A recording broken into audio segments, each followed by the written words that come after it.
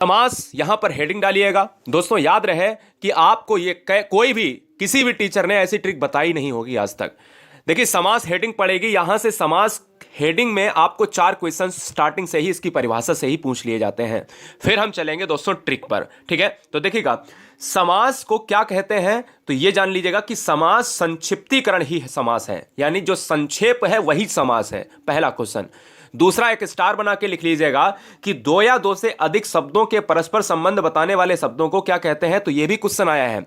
जब भी दो या दो से अधिक वर्ण मिलते हैं तो दोस्तों संधि बनती है, और इसीलिए हमने इसको रेड कलर करके रखा है। याद रहे जब वर्ण मिलेंगे तो संधि बनेगी, संधि आंसर ढूंढिए ऑप्शन में, और जब शब्द मिलेंगे तो आप समास ढूंढिएगा। यानी दो या दो से अधिक शब्दों से मिलने से समास बनता है, और जब वर्णों के मिलने से बनेगा तो वो संधि बनेगी। Doubt clear? कोई डाउट ये आपको क्लियर नहीं कर पाएगा, किताबी ज्ञान तो कतई नहीं क्लियर कर सकती, ठीक है ना। समास के भेद कितने होते हैं ये सब जानते हैं, नहीं पता है तो लिख लीजिएगा 6 भेद होते हैं। और याद रखिए एक और पॉइंट यहां पर बढ़ाइएगा, 4 क्वेश्चन मैंने बताया, तो समास का जो विलोम होता है वो बेटा क्या होता है, व्यास होता है। ये भी यहां से आपको जानने चाहिए।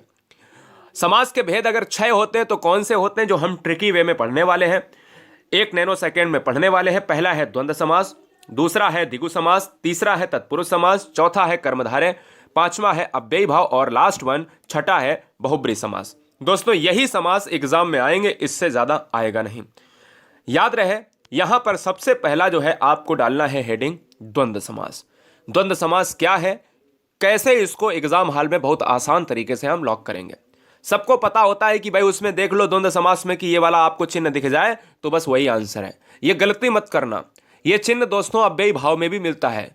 जो आपको आज डाउट क्लियर, क्योंकि अधूरा ज्ञान लेते हैं बच्चे, वही अगर खतरनाक होता है। जैसे अगर मैं आपसे ये कह दूं, ये बताओ रात रात में कौन सा समास है, रात और रात में कौन सा समास है, तो बहुत से बच्चे कहेंगे द्वंद्व है, जो पूरी तरीके से गलत है, क्योंकि आपने देख लिया योजक चिन्ह। तो आपका ज्ञान भैया बिल्कुल पूरी तरीके से नष्ट हो गया, जिनको नहीं पता है, ठीक है ना। अगर मैं आपसे बात करता हूं द्वंद्व समास क्या होता है, सबसे पहले ये पढ़ो, बाद में हम अव्ययी पढ़ेंगे। जिस समास में पूर्व पद और उत्तर पद दोनों ही प्रधान होते हैं, मतलब क्वेश्चन यहीं से बनता है, बहुत बार बना है, इस बार भी बनेगा। जिस समास के दोनों पद प्रधान हो, यानी पूर्व पद और उत्तर पद, अगर किसी समास में दोनों पद प्रधान होते हैं तो वो समास कौन सा होता है, तो लिखिए अपने नोट्स में, उसे द्वंद्व समास कहते हैं। यानी दोनों पद प्रधानता वाला समास द्वंद्व होगा, कोई डाउट नहीं। अब देखिएगा इसकी ट्रिक 2 है।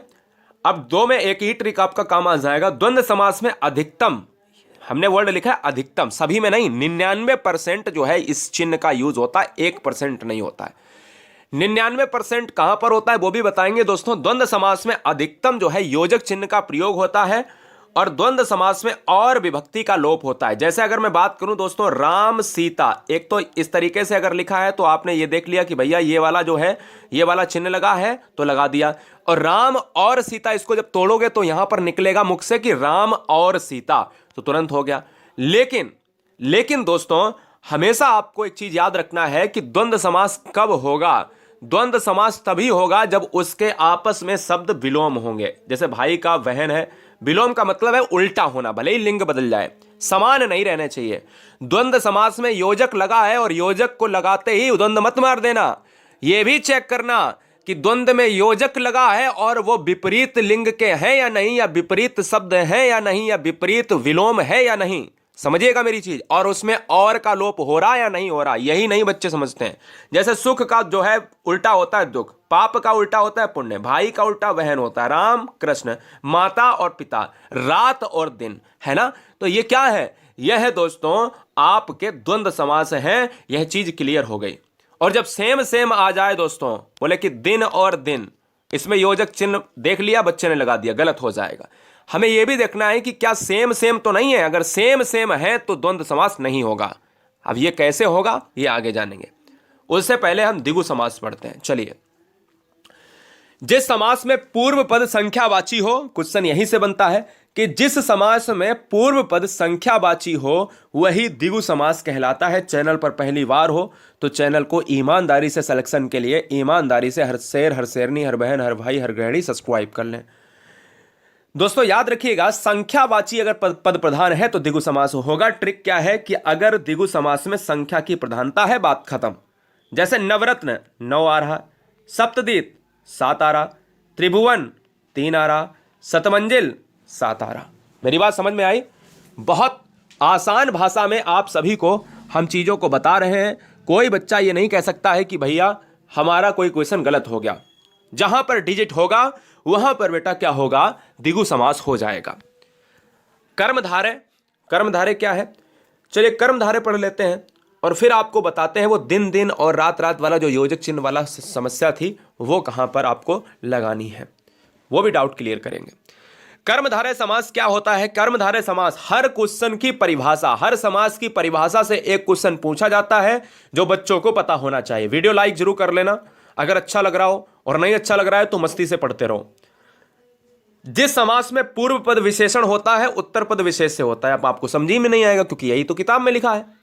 याद रहे जो समास किसी शब्द की विशेषता बताए, हमेशा एक ट्रिक याद रखो अपने दिमाग में कि कोई भी समास आपसे पूछा जाए तो उस शब्द को, जैसे काली मिर्च है, उस शब्द को तोड़ लो 2 भागों में।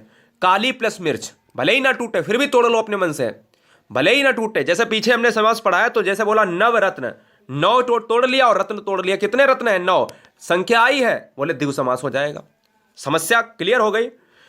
ऐसे ही कोई भी शब्द आपके सामने आए तो उसको तोड़ लो। यानी क्वेश्चन में पहला तो परिभाषा आप याद कर लीजिएगा कि अगर किसी समास में विशेषण पद प्रधान है तो कर्मधारय होगा, अगर किसी समास में विशेषता बताई जाती है तो कर्मधारय होगा। अब ट्रिक देखिएगा, विशेषता बताने वाले को कर्मधारय कहते हैं, यही ट्रिक है। अब बोले सर कैसे पहचानेंगे? मैंने कहा शब्दों को तोड़िए, लिखिए आंसर, लिखिए वहां पे क्वेश्चन लिखिए एग्जाम्पल में कि काली मिर्च। अब मैंने अगर लिखा भी भाई कि काली है और एक तरफ लिखा मिर्च है, क्लियर है? तो ये मिर्च कैसी है दोस्तों? काली है। ये मिर्च की विशेषता है कि वो काली है। अगर मैं पूछूं कि तुम्हारे पास कैसा कोट है या तुम्हारा कैसा रंग है, बोला कि मेरा रंग जो है सफेद है, मेरा रंग काला है, तो उसके रंग की विशेषता है कि दोस्तों वो काला है। या मैं कहूं कि रमेश जो है बहुत ईमानदार लड़का है, तो उसकी क्या विशेषता है कि वो ईमानदार है। इसी तरीके से इस मिर्च की क्या विशेषता है? लाल है, नीली है, पीली है, हरी है। तो लाल मिर्च जो है कैसी है? या तो लाल होगी, लाल मिर्च भी कहीं ना कहीं कर्मधारय है, काली मिर्च भी कहीं ना कहीं कर्मधारय है। इसी तरीके से कमल कैसा है? नीला है ना? तो दोस्तों याद रखिएगा, यहां पर पीतांबर को आप थोड़ी देर के लिए अभी हटा दीजिएगा। पीतांबर क्यों हटा दीजिएगा मैं बताऊंगा। चंद्रमुखी, मुख कैसा है? चंद्रमा सा। सिंपल सी बात समझिएगा, सिंपल सी बात समझिएगा। अब पीतांबर दोस्तों क्यों? पीतांबर देखिएगा, पीला है अंबर कह सकते हो, लेकिन पीतांबर जब आपके ऑप्शन में बहुब्री ना हो तब आप कर्मधारय लगाइएगा। अभी मैं बताऊंगा कर्मधारय और बहुब्री में क्या फर्क है। सबसे पहले वो आपको जो है ये वाला डाउट क्लियर कर देते हैं जो मैंने वहां पर बताया कि द्वंद्व समास में क्यों ना लगाएं। जो योजक चिन्ह वाला है ये अधूरा ज्ञान आपका खत्म करते हैं। सबसे पहले अव्ययी भाव को यहां पर हेडिंग डालिए और उसमें लिखिएगा कि ऐसा कौन सा समास है, क्वेश्चन में पूछ सकता है, ऐसा कौन सा समास है जिसका पहला पद प्रधान होता है, तो दोस्तों अव्ययी भाव हो जाएगा। क्वेश्चन की ट्रिक लिखिएगा कि प्रत्येक उपसर्ग वाला समास अव्ययी भाव कहलाता है। अब आप कहोगे उपसर्ग क्या होता है? तो शब्द के आगे जो लगता है उसको उपसर्ग कहते हैं।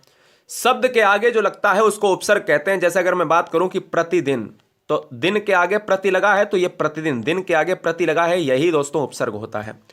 याद रहे कि दुनिया का कोई भी शब्द है तो उसको तोड़ना पड़ेगा समास के लिए। ये मैं ट्रिक बताता हूं, ये कोई आपको नहीं बताएगा। ना किताब में लिखा होगा कि शब्द को तोड़ के तब आप समास करिए, मैं बताता हूं आपको। ना कोई यूट्यूब चैनल वाला बताएगा आपको, क्योंकि आपको ऐसी ट्रिक बता रहा हूं जिससे एग्जाम में 100% में आपको सोचना ही नहीं पड़े कि अरे ये भी हो सकता है क्या, ये भी हो सकता है। 2 ऑप्शन में कंफ्यूजन नहीं, सिर्फ एक होगा, धुआं धुआं करना है उसी एक ऑप्शन को। देखिए दोस्तों, दुनिया का कोई भी आपके पास शब्द हो तो उसको तोड़ लिया करिएगा। प्रत्येक उपसर्ग का मतलब है कि आप स्थान के आगे देखिए यथा लगा है, हमने कहा आ धन जीवन, जीवन के आगे आ लगा है, आंसर क्या हो गया? अव्ययी भाव। दिन के आगे प्रति तो उपसर्ग है, अव्ययी भाव। समय के आगे यथा उपसर्ग है, अव्ययी भाव। अब एक और चीज लिखिए कि अगर नोट में लिखिए नीचे, अगर कोई समास रिपीट शब्द होता है, जैसे रात रात और योजक लगा है तो बच्चे द्वंद्व लगा देते हैं। कोई भी शब्द रिपीटेशन में होता है, कोई शब्द बार बार आए और उसमें द्वंद्व वाला समास का जो योजक चिन्ह है यूज हो रहा है, तो दोस्तों वो अव्ययी भाव होगा। और जब दोस्तों आपस में विलोम हो, जैसे रात और दिन, तब क्या होगा? तब ये द्वंद्व हो जाएगा। क्यों? क्योंकि आपस में विलोम। आपस में जब विलोम ना हो दोस्तों तो याद रखिएगा, क्या याद रखिएगा दोस्तों, तो वहां पर अव्ययी भाव होगा। क्लियर है? याद रखना है। और जब रिपीटेशन में हो तो दोस्तों वहां पर आप क्या लगाओगे? आप अव्ययी भाव लगाओगे, और जब ना रिपीटेशन में हो, जब विलोम हो, तो द्वंद्व लगाओगे। ठीक है, चलिए बहुब्री समास क्या होता है? बहुब्री समास दोस्तों देख लेते हैं क्या होगा। चलिए, बहुब्री समास वो होता है कि जिस समास में दोनों पदों के माध्यम से एक विशेष तीसरे अर्थ का बोध होता है। नीचे लिखो, एक हेडिंग नोट बना के नई हेडिंग लिखाता हूं। ऐसा समास जिसका कोई भी पद प्रधान नहीं होता है वो बहुब्री समास कहलाता है।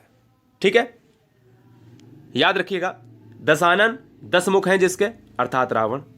ठीक है, मेरी बात समझ गए? बहुत बढ़िया।